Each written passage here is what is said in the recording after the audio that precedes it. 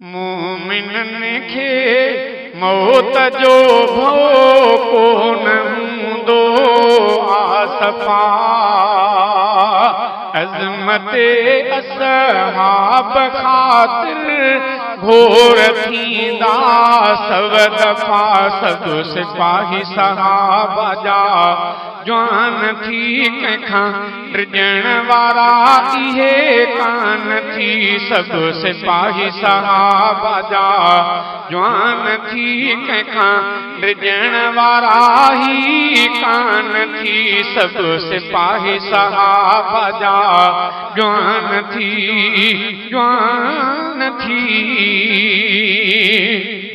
राफ़िज़नि जी निंड अफिटंदी ना रोहणदा थी जॾहिं वेंदो मुनकिरो दग मटे आशेर पुॼंदा थी जॾहिं ज़ोरी खटंदा विड़ी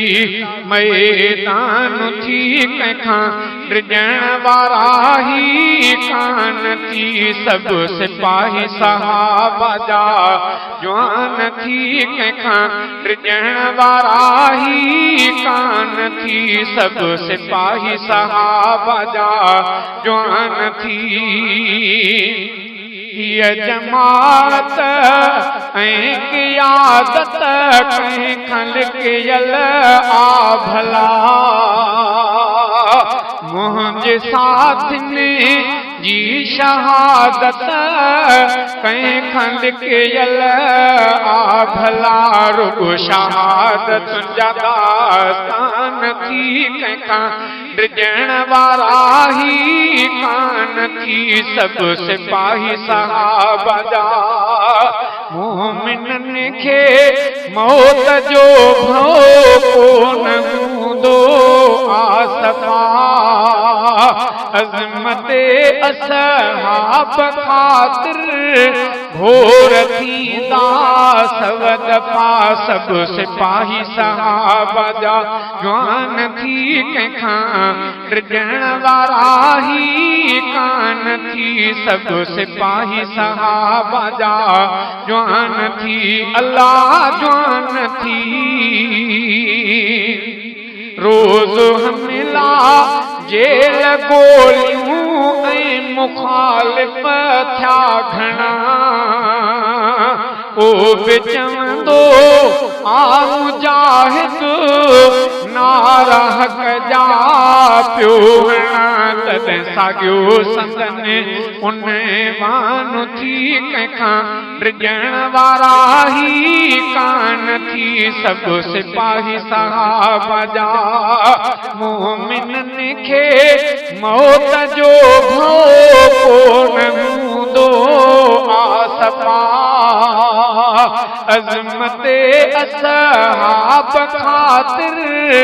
घोर थींदा सव दफ़ा सभु सिपाही सहाबा जा जवान थी कंहिंखां डिॼण वारा इहे कान थी कुल सिपाही सहाबा जा जवान थी अल्लाह जवान थी के इज़ालूं क्यों बेवायूं बार के ई थिया यतीम कहीं जो बाबो वियो कुसीहा ऐं छिगा भाइर अज़ीम के इज़ालूं क्यों बेवायूं बार थिया के ई यतीम कहीं जो बाबो वियो कुसीहा ऐं छिगा भाइर अज़ीम तब कयो न सचन अरमान थी तब कयो न सचन अरमान थी कंहिंखां डिॼण वारा ही कान थी सभु सिपाही सहाबा जा जवान थी अल्लाह जवान थी